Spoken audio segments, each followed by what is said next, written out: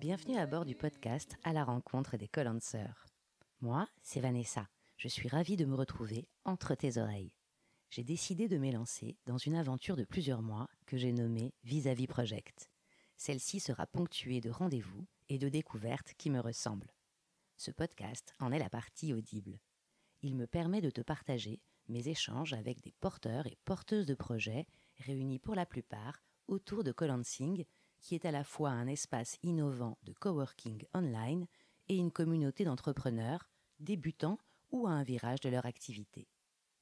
Mon intention, au-delà de concrétiser une expérience au carrefour de mes passions, est d'illuminer les trajectoires de créateurs de projets.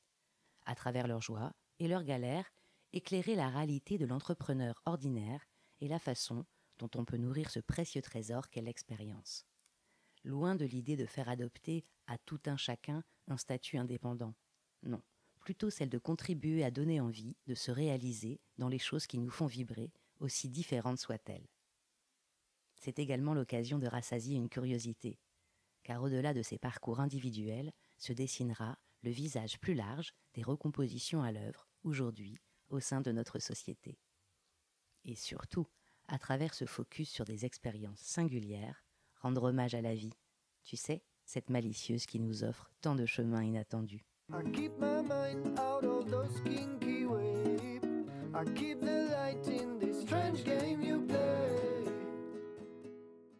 Aller à la rencontre de quelqu'un, c'est accueillir sa folie, lui enlever le poids de sa démence en lui exposant la nôtre, dorer les flèches qui lui transpercent le corps sans pour autant les enlever, soigner la gangrène des jugements, laver son dos de cette bile que bave le monde, l'ouvrir en deux pour le dépouiller de toute peur, pour enfin tout recoudre avec un fil de lumière.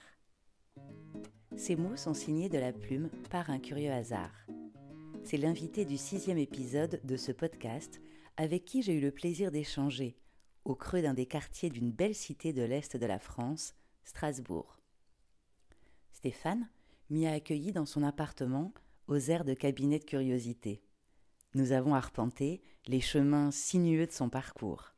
Ensemble, nous avons abordé des thématiques autour de l'intériorité et de la posture d'accompagnant dans nos sociétés. Celui qui a consacré une première partie de sa vie professionnelle à gravir les sommets de la réussite matérielle s'oriente désormais avec une autre boussole, à l'écoute de ce qu'il désire rayonner plutôt que guidé par ses peurs. Il semble s'être relié à un GPS interne et spirituel. Son aiguille pointe vers un être en quête d'authenticité et de liberté au cœur du vivant. Prêt pour prendre part à cette curieuse rencontre ? Bonjour Stéphane. Bonjour. Et merci de m'accueillir ici à Strasbourg, chez toi. Bienvenue.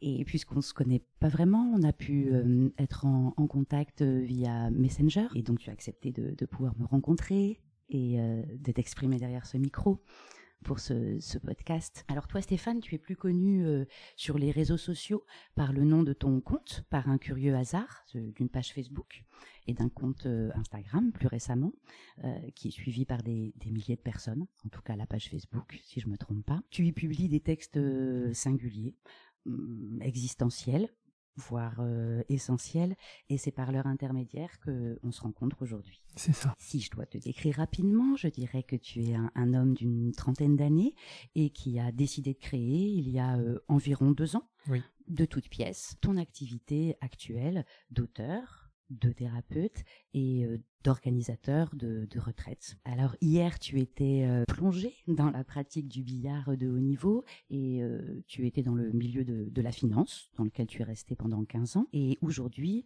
le chemin que tu prends semble extrêmement différent et tu souhaites là plutôt peut-être partager une certaine approche de l'expérience de la vie. Est-ce que, à ton tour, tu pourrais te présenter et nous dire peut-être en 3 petits moments de vie qui retraceraient ton enfance, ton adolescence et la partie jeune adulte pour situer un peu d'où tu viens, qui tu es. Alors, 3 moments de vie et tu les as très bien décrite en fait, puisque tu disais quelque chose comme hier tu étais dans le billard et la finance, et en fait avant-hier c'était le billard, donc une pratique qui a occupé une très très très grande partie de ma vie, qui forme la personnalité ou qui la déforme, je saurais pas dire. Et la seconde période, c'est l'extinction de cette pratique pour plein de raisons. J'ai mis le pied justement par un curieux hasard dans la finance, un métier, une activité que j'ai entretenu pendant un peu plus d'une quinzaine d'années, qui déforme encore plus. Et c'est la deuxième, et la troisième, c'est peut-être ce qui a émergé de toutes ces déformations, comme si les déformations avaient contribué à ramollir une coque ou à justement faire naître et éclore quelque chose de plus essentiel et de plus primaire en fait. Voilà la troisième, qui ne m'a jamais quitté, mais dans laquelle j'ai plongé entièrement il y a à peu près 3 ans et demi. D'accord. Si on revient juste un petit peu avant cette nouvelle voie qui s'ouvre, toi tes études, ton parcours un petit peu en formation initiale, c'était quoi? Presque aucune, c'est-à-dire qu'après le cheminement commun à tout le monde constitué de l'école primaire et du collège, j'ai eu envie de choisir, malgré des facilités, j'ai eu envie de choisir quelque chose qui aurait pris très très peu de temps, donc j'ai choisi une filière professionnelle dans le commerce, faute de mieux, parce que j'avais à l'époque où il fallait faire ces choix-là absolument aucune conviction. Donc j'ai pris une filière professionnelle qui allait finalement me prendre très peu de temps en termes d'études et me laisser beaucoup de temps dans la pratique qui m'animait alors, qui était en fait le billard, et dont j'envisageais un jour de faire mon métier. Ok. Comment tu retracerais un petit peu les étapes qui te mènent de ton activité de conseiller financier vers ton activité actuelle en tant qu'auteur de texte, donc de thérapeute? Alors déjà, dans ce qui convient peut-être d'appeler une carrière, je ne sais pas si 15 ans c'est suffisant pour nommer une carrière, il y a eu une notion d'évolution et de progression. Donc là, c'est la déformation qui vient du billard, c'est-à-dire cette culture du toujours plus, toujours mieux. Une compétition, voilà, très égotique, très individuelle, auto-centrée, souvent au mépris d'autres considérations plus spirituelles, plus humanistes. En fait, dans cette progression de carrière, je commence en tant que conseiller financier à la Banque Postale, et d'année en année, on va dire principalement par tranche de 3 ans, s'ensuit systématiquement une promotion ou un débauchage vers un poste qui constitue une continuité logique en termes de prestige ou de rémunération, de responsabilité, jusqu'à arriver à devenir gestionnaire de fortune en Suisse. Et en fait, plus on avance dans ces considérations de responsabilité toujours grandissante et de profit, je considère aujourd'hui que ça se fait toujours au détriment d'autres choses, beaucoup plus justement essentiel et beaucoup plus profond, et on en arrive à ce qu'on pourrait appeler, enfin ce que j'aime appeler un degré d'insupportabilité, et quel que soit le processus de vie dans n'importe quel domaine, je considère qu'avant de changer, on avance tous vers un degré d'insupportabilité, que ce soit dans un couple, que ce soit sur un problème physique, on va voir le dentiste ou le médecin au dernier moment. Tu veux dire comme un degré de douleur, quoi, quelque chose de souffrance ou de... Par exemple, oui, ça peut prendre cette forme-là, ou d'incongruité en fait, ce qui a été correspond pas, ce qui a été presque mon cas à un moment.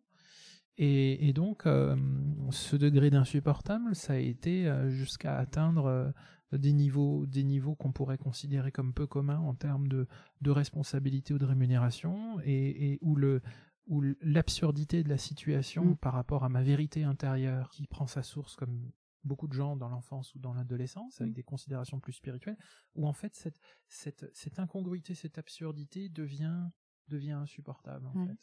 Et où on se lève un matin et on dit non mais c'est plus possible, quoi, il faut...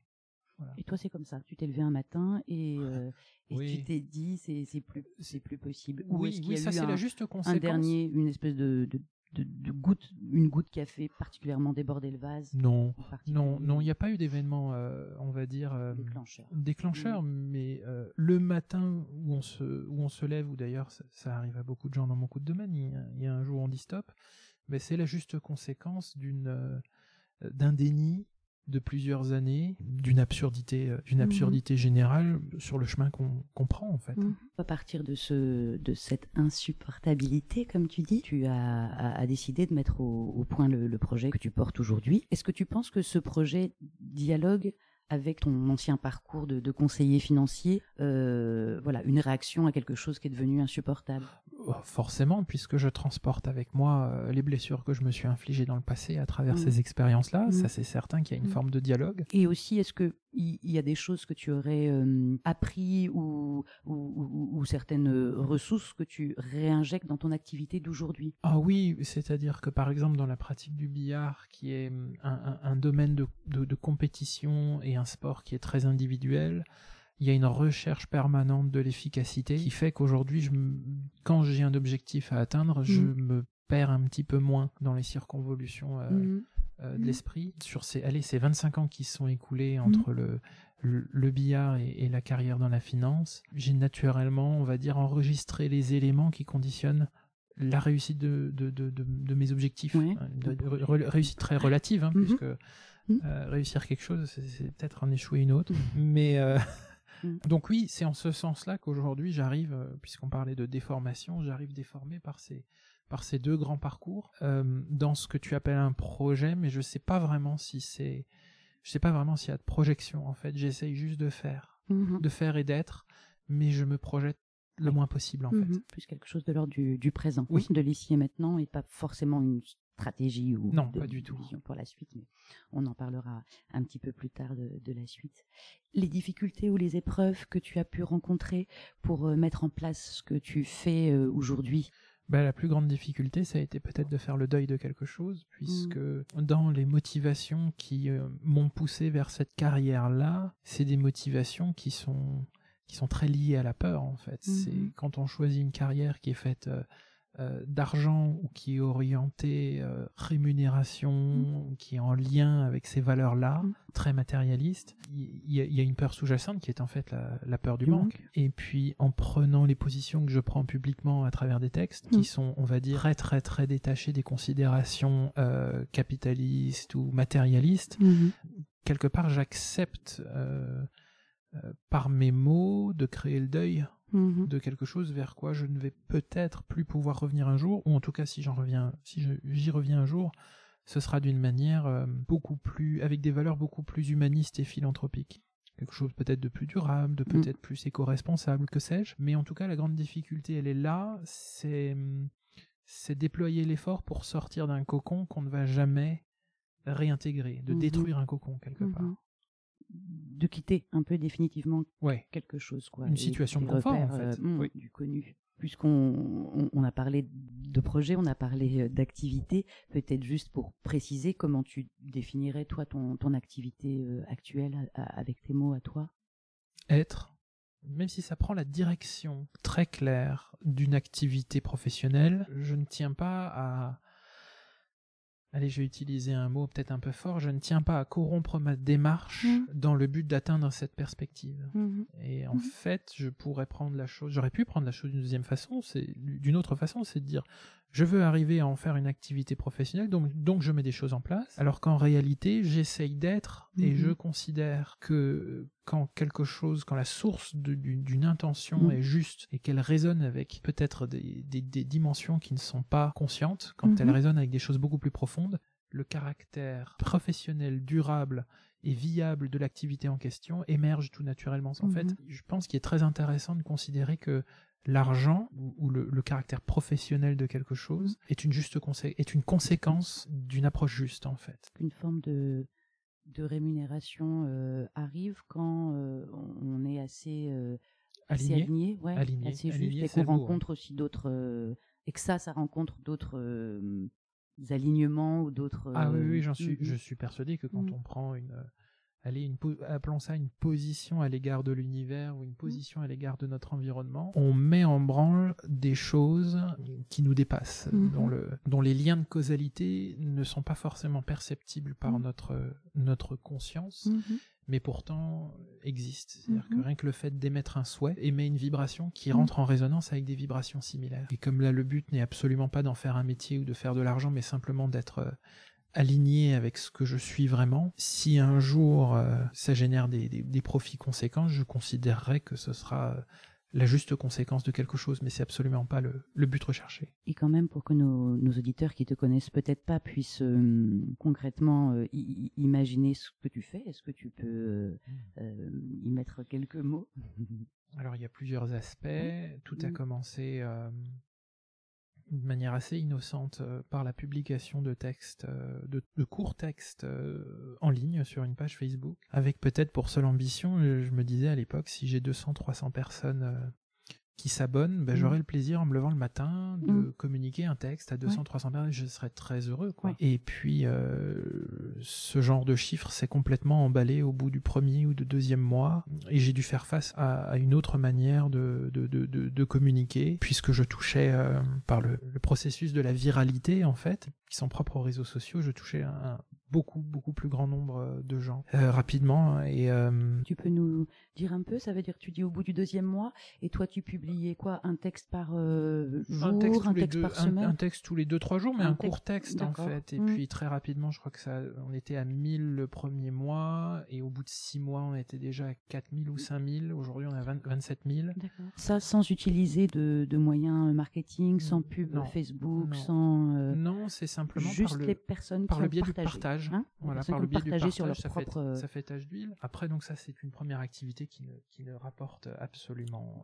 rien, hein, et puis c'est pas le but. Et puis au bout d'un an, à force de discuter avec cet auditoire qui souhaitait rentrer en contact, a émergé l'idée d'en faire un livre, en fait, d'en faire un objet. Et donc j'ai pris à peu près un an de texte que j'ai compilé en un recueil, et j'en ai fait un livre qui s'est vendu à plusieurs milliers d'exemplaires. Pour donner naissance à ce livre, il a fallu passer par un projet de crowdfunding, c'est-à-dire faire appel au préfinancement, donc qui a été un succès. 6 mois plus tard, un deuxième livre qui a été un succès un petit peu plus grand. Donc ça, c'est la deuxième activité.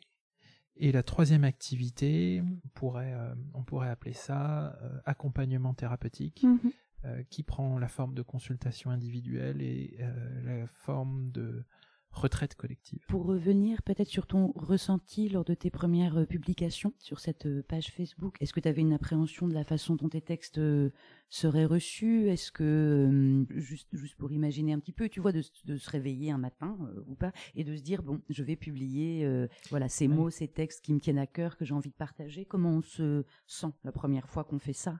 Complètement, parce que c'est quelque part...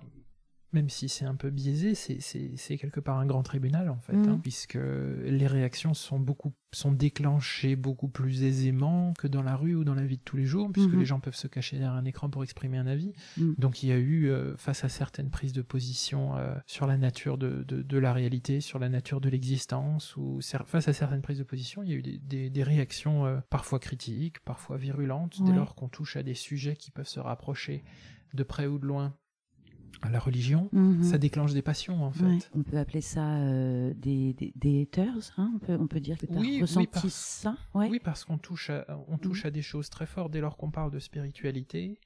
Par extension, on vit dans une culture occidentale qui, elle, rapproche assez facilement spiritualité et religion. Et c'est d'ailleurs très discutable, et c'est une vision des choses qui est aussi, elle aussi, est biaisée. Et dès lors qu'on touche à des choses aussi intimes que la religion, ça déclenche des réactions qui peuvent être assez passionnelles, notamment de la part des gens qui ont du mal à dissocier leur être de leur pratique religieuse. Oui, ça peut donner lieu à des réactions assez vives, oui. Toi, comment t'as réagi par rapport à ça, justement? Est-ce que t'as enlevé ces commentaires peut-être agressifs? C'était plus du message privé que du commentaire. D'accord, donc ça apparaissait pas forcément sur ta page, les gens venaient...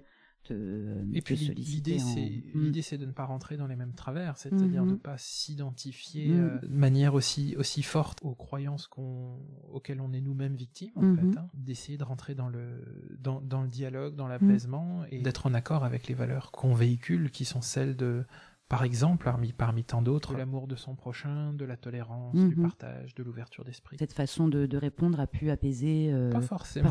Pas forcément. Mais en tout cas, ces réactions sont minoritaires, et ça m'a mis en face d'un biais de perception assez intéressant. Quand des réactions sont positives, on a tendance à les occulter, et il y a une écrasante majorité de réactions positives à ce que j'écris, et j'ai tendance à facilement l'occulter.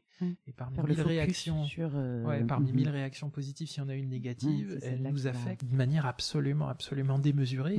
Et c'est aussi un grand apprentissage pour moi de faire face aux réactions en général. Quoi. Et puisque tu as pu faire ces publications et qu'elles rencontrent un public, ou en tout cas on appelle ça une communauté, se forme autour de tes textes et de tes positions, je me permets de t'interroger sur la vision que toi tu as de ces canaux de communication digitaux. Moi, c'est une des choses qui m'interpelle aussi dans notre monde, dans notre société, de la façon dont on communique, dont on se met en lien les uns avec les autres, dont les idées sont véhiculées. Ces canaux-là sont un support pour toutes ces idées ou ces échanges ou ces interactions. Est-ce que pour toi, il y a une particularité à échanger sur ce type de canaux, par exemple sur une page Facebook ? Comme dans toute chose, un intérêt évident, la rapidité de circulation de l'information, la capacité de communiquer avec beaucoup de monde et la libération de la parole et des choses qui sont symptômes de notre société, de notre culture, qui émergent beaucoup plus rapidement à travers ce type de médias. Dans les limites, forcément, il y a plein de choses qu'on ne perçoit pas derrière un écran et qu'on perçoit en quelques secondes de manière beaucoup plus intense face à une personne. Mais ce que j'aime beaucoup à travers cette idée de réseaux sociaux, c'est qu'on est en train de matérialiser une intelligence planétaire. Parmi les sujets qui m'intéressent beaucoup, il y a la confusion de la nature et de la technologie.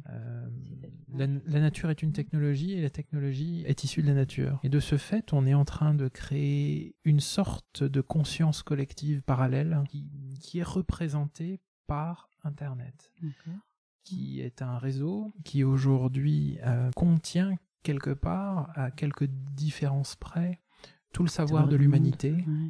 Et c'est un gigantesque cloud qui est à notre portée et qui est composé de beaucoup plus que les pages internet qu'on crée, qui est composé des réactions, des sentiments, de l'émotion, qui est en fait une matérialisation, quelque part, si on peut considérer que c'est matériel, d'inconscient et d'un inconscient collectif. Et j'aime beaucoup me projeter dans l'idée, et je pense sincèrement qu'on n'y échappera pas, que cette chose-là, ce réseau-là, qui n'est pas seulement un réseau social, mais qui est en fait le réseau Internet, peut à un moment avoir une existence propre et une intelligence propre.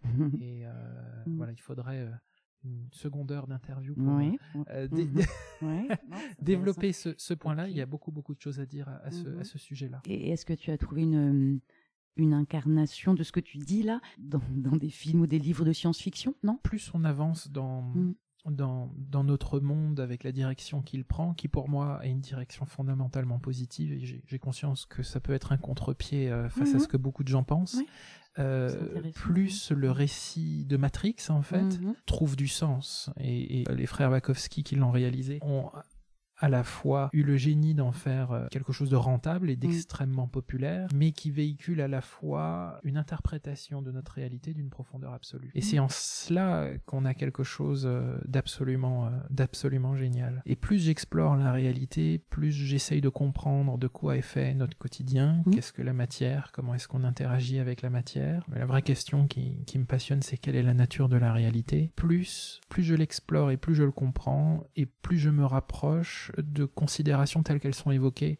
dans cette trilogie, en fait, qui est allée pour pousser un peu le bouchon, qui est qu'en fait, la réalité qui nous entoure est de nature informatique. Aussi, je me demandais comment toi, Stéphane, tu te sens relié à par un curieux hasard. Je te dis ça parce que lors de nos échanges ou pour nommer les textes que j'ai préparés ou l'interview, je me suis reprise à écrire entretien avec Stéphane, et au début j'avais mis entretien avec curieux hasard. Tu vois ce que je veux dire ?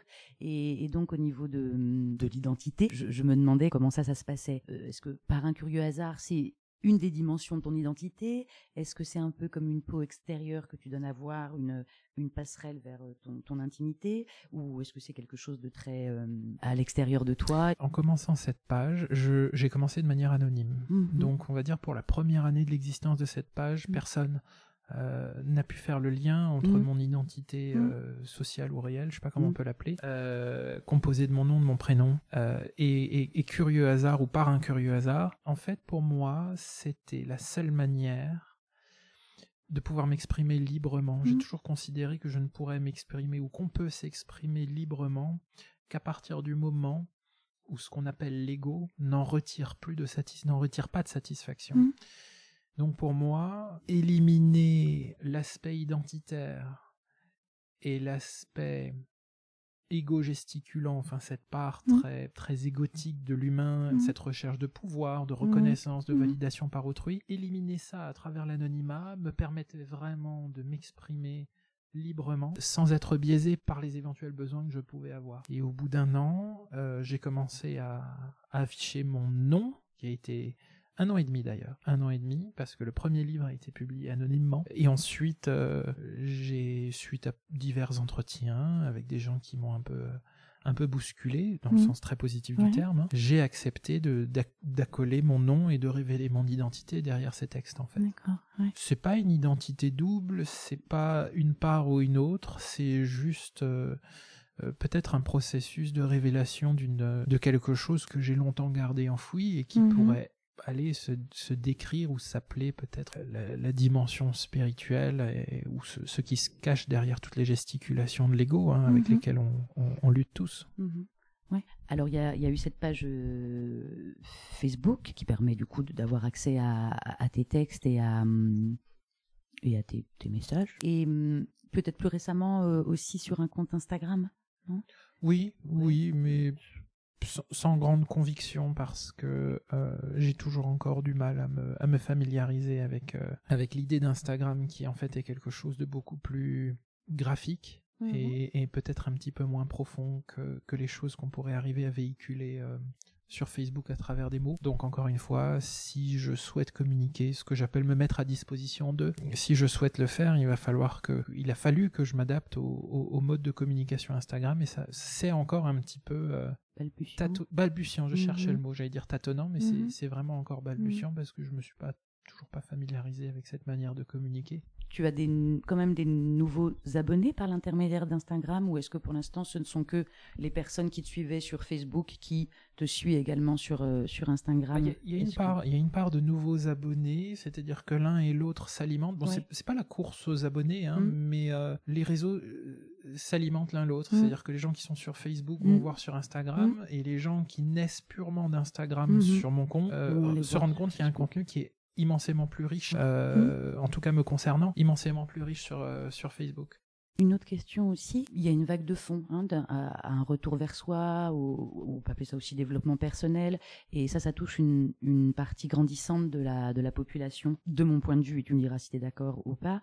À ta manière, tu y prends place dans ce retour vers soi ou ce retour à soi, et si tu partages ce constat, qu'est-ce que tu dirais toi de cette tendance? Qu'est-ce que cette quête de sens veut dire de nous et de notre société? Tu sais, avec les entrepreneurs ou porteurs de projets, de leur activité que je rencontre, on se rend compte que la recherche d'accomplissement de soi ne passe plus tant par un champ professionnel, quoi. Que voilà, les gens cherchent à se retrouver et à s'accomplir, et que ça passe pas forcément ou plus forcément par tu le disais un peu aussi, un métier, une carrière, et que voilà, il y a d'autres quêtes qui ont l'air d'émerger. Oui, on est, je crois, dans ce que j'en comprends en tout cas, dans un changement de modèle où l'essentiel n'est plus de gagner sa vie, mais d'être heureux. Et on en revient à ce que je disais, c'est en étant heureux qu'on gagne sa vie, et non pas parce qu'on gagne sa vie qu'on est heureux. Et en fait, c'est pas moi qui l'appelle, mais j'aime beaucoup le terme, on assiste à un renouveau archaïque ou à une renaissance archaïque.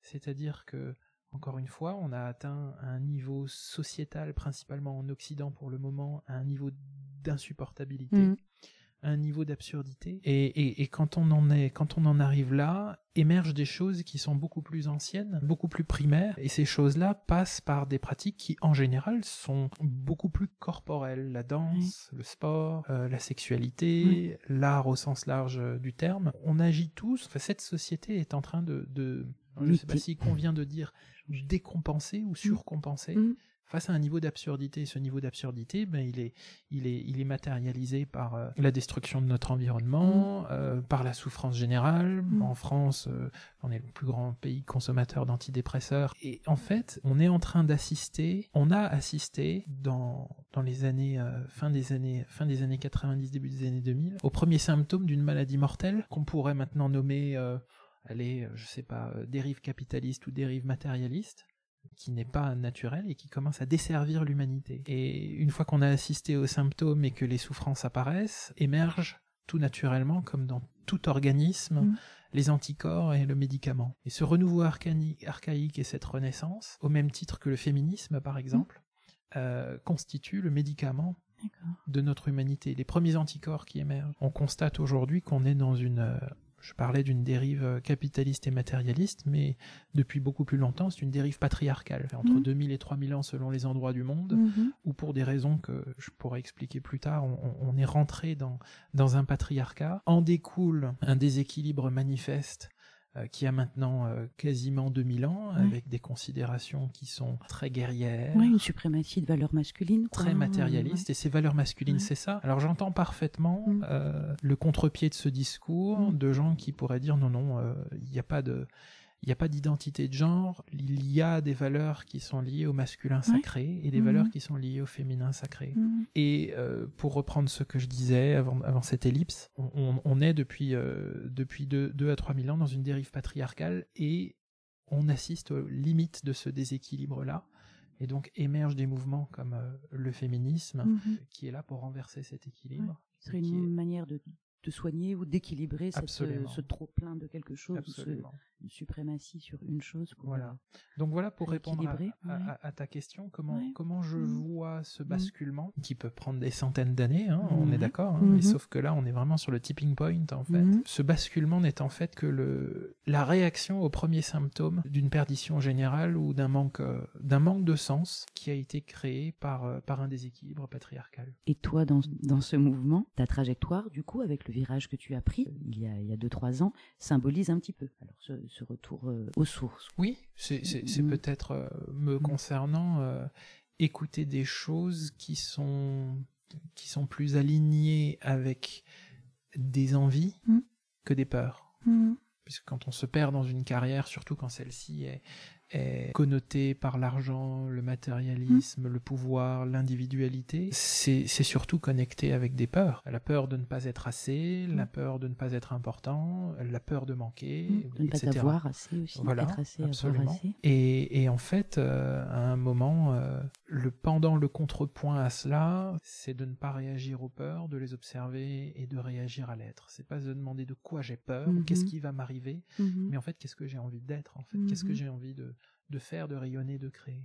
Et donc ta réponse, Stéphane, à ça, dans ce que tu as envie d'être et de créer, une démarche là aussi peut-être balbutiante ou débutante dans un accompagnement, non, que tu proposes aussi en dehors d'écrire ces textes et de les partager. Ouais, je dirais, en tout cas pour le moment, c'est la notion d'être à disposition, la notion de partage. Il arrive un moment où on peut être amené à se rendre compte qu'en fait, que matériellement, on a tout eu en fait. Tout le surplus qui peut venir d'un gain supplémentaire d'argent, de pouvoir ou d'acquisition, ce sera en fait que des choses inutiles qui ne combleront pas finalement le vide intérieur. À un moment, on se dit, mais matériellement, j'ai obtenu tout ce que j'ai pu toujours souhaiter. Et bien sûr, je pourrais encore souhaiter plus. Je pourrais souhaiter une 8e voiture, ou partir encore plus loin en vacances, ouvrir une bouteille de vin encore plus chère, acheter un vêtement encore plus cher. Et finalement, on ne fait que remplir un gouffre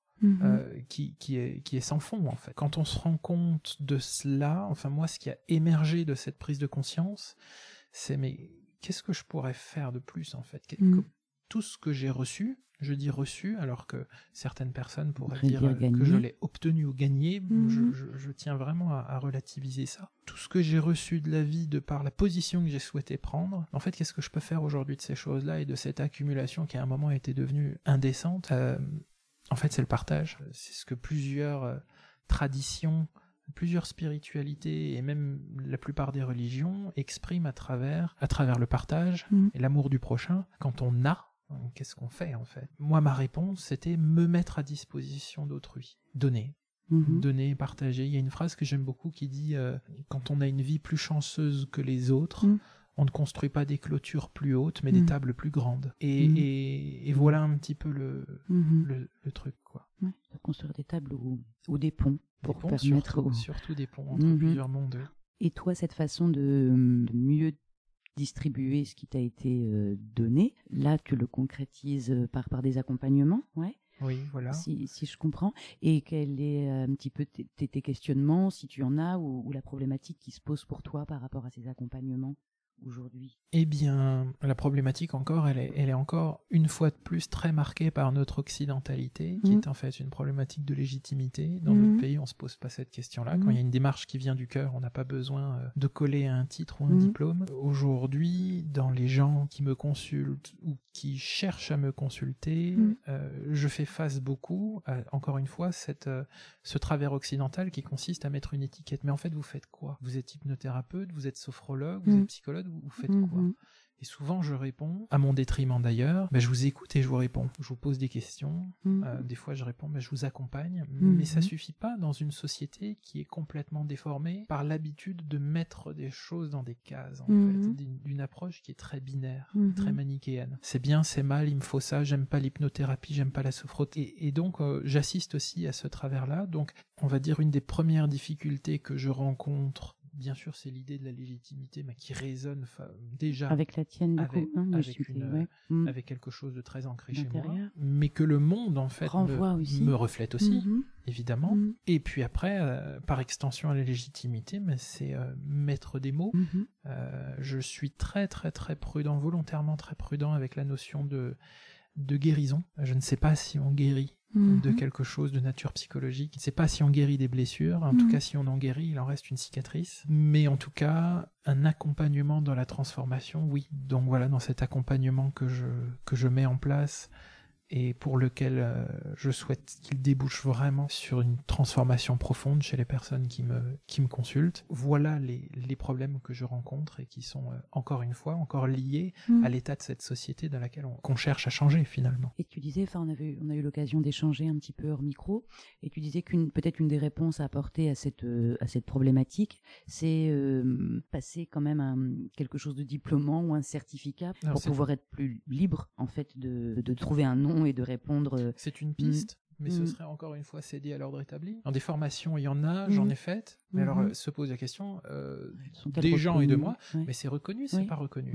Ok, alors c'est pas reconnu. Mais si c'était reconnu, ce serait reconnu par quoi? Ce serait reconnu par une institution ou une entité immatérielle que tu cherches à fuir. Donc en fait, qu'est-ce que la reconnaissance et surtout par quoi? Aujourd'hui, moi, à mes yeux, être reconnu par des institutions une entité, ou un pouvoir en place que je reconnais de moins en moins, non pas par attitude réactionnaire, mais tout simplement parce qu'on se rend compte qu'on est dans une absurdité, et les mouvements sociaux aujourd'hui traduisent bien cette prise de conscience-là. Pour moi, ça fait très peu de sens. D'autant plus quand on voit l'absence de caractère expérientiel de ces formations, et c'est quelque chose d'assez communément admis, qu'il y a un fossé entre la théorie et la pratique, qu'on apprend beaucoup plus dans la pratique. Et ça aussi, ça fait partie des directions prises par nos sociétés, qui est en fait d'absolument tout théoriser. Et de ce fait, on met de plus en plus de couches entre le cerveau et le cœur, entre le corps et l'esprit, et on se distancie de choses qui sont absolument fondamentales, c'est-à-dire par exemple la voix du cœur et la voix du corps. Donc on comprend du coup qu'en France, tu parles dans nos sociétés, mais on dirait aussi en France particulièrement,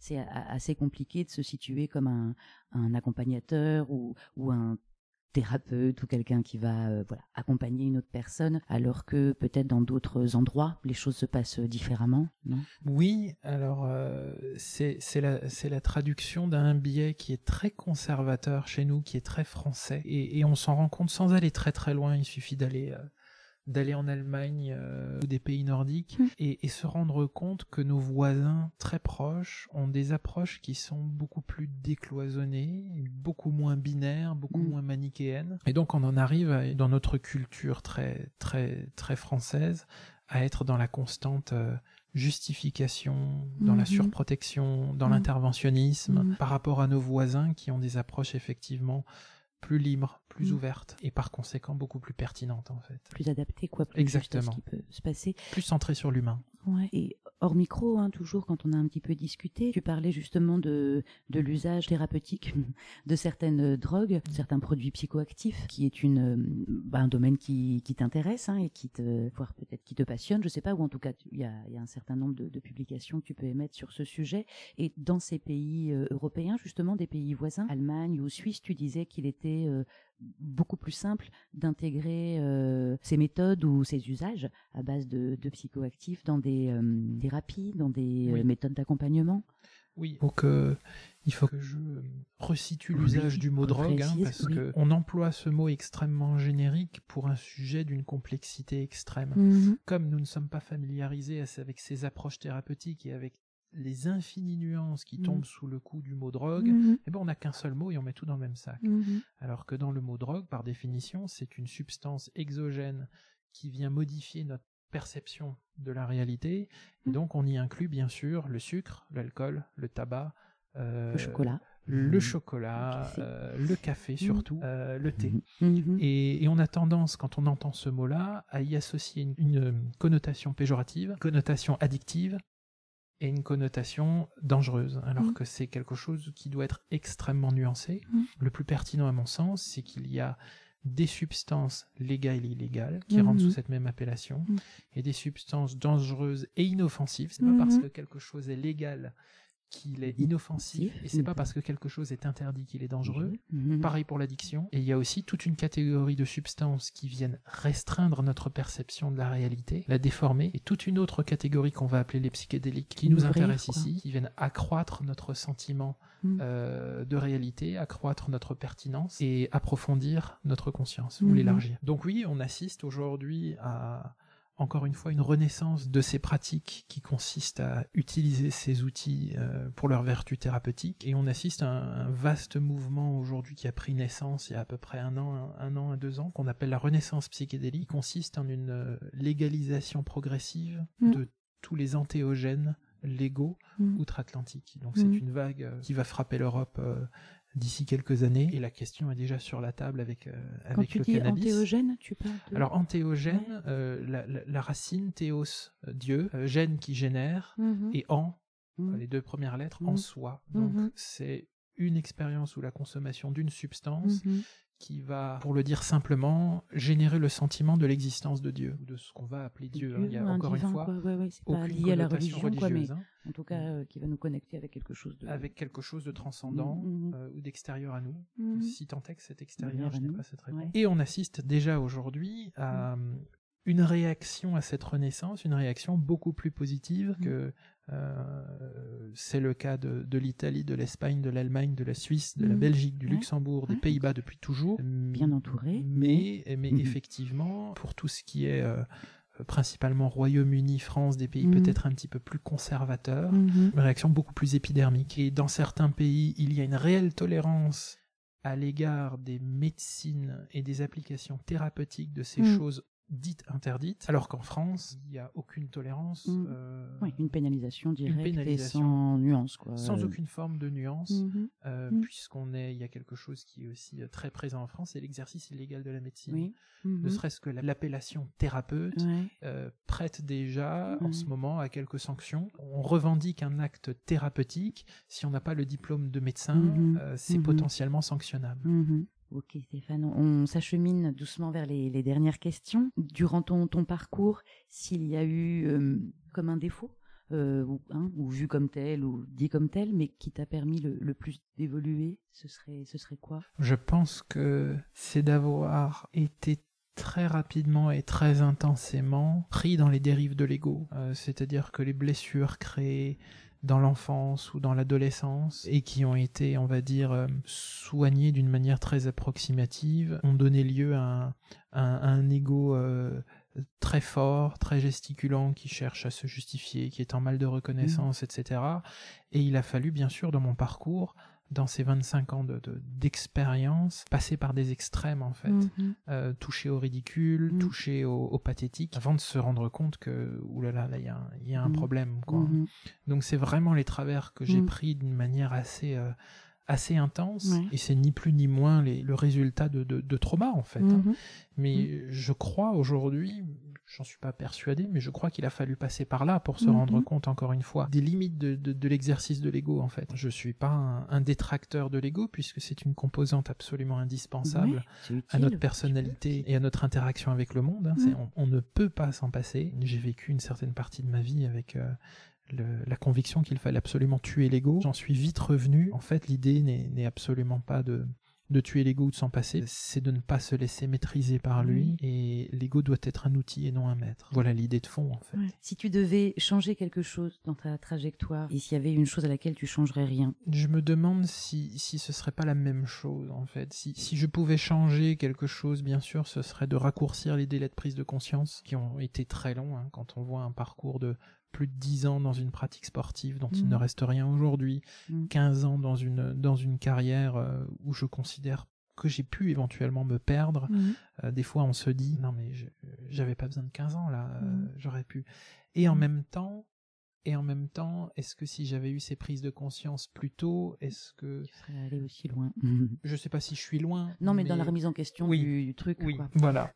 J'aurais tendance à dire, oui, je veux changer tout, je veux raccourcir, je veux aller plus vite, mais on se rend compte aussi que plus on avance dans ce domaine de la spiritualité, ou plus on avance sur ce chemin vers soi, plus on se rend compte que le temps importe très peu, il n'y a rien à accomplir, il n'y a pas de course. Donc mon premier réflexe, qui sans doute naît du cerveau, du mental ou de l'ego, dit mais j'aurais aimé raccourcir les délais et faire les choses plus vite. Ouais. Et en même temps, non, parce que rien n'aurait été pareil si j'avais avancé plus vite, en fait.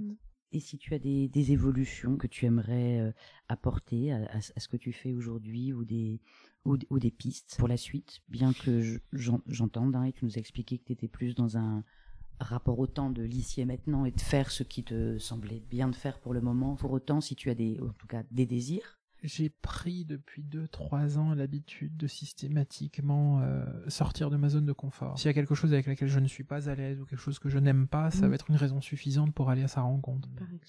Par exemple, ce qu'on est en train de faire là. Ouais.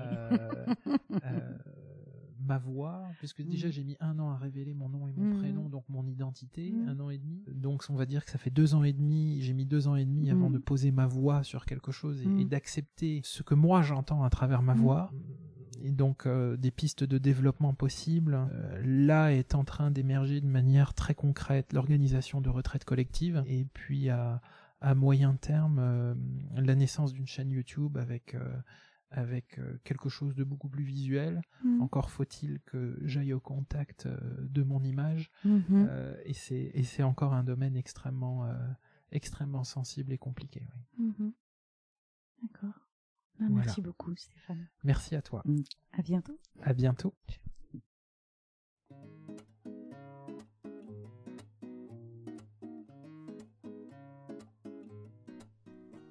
Je ne crois pas qu'il s'agisse seulement de respirer, d'inspirer et d'expirer. Je crois qu'il est ici précisément question de se faire respirer et expirer par le monde, se faire inspirer et expirer par le rythme des origines, se faire consumer d'un feu dont les crépitements sont nos pensées, transmuter la quête de l'autre en une quête du soi et devenir soi-même ce que l'on cherche.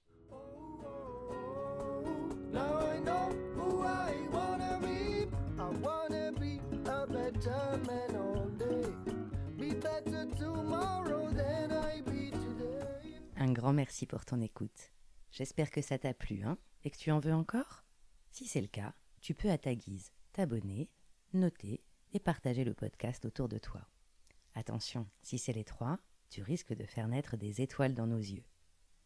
Hâte de lire tes retours, tes réactions, tes critiques sur le compte Instagram Vis-à-vis Project ou sur le blog de Colansing. Sur celui-ci, tu pourras lire également l'article complémentaire à cet épisode qui retrace les moments forts de ma rencontre, mais aussi les à côté qui te feront voyager. En attendant, prends soin de toi et des ondes sonores que tu mets entre tes oreilles.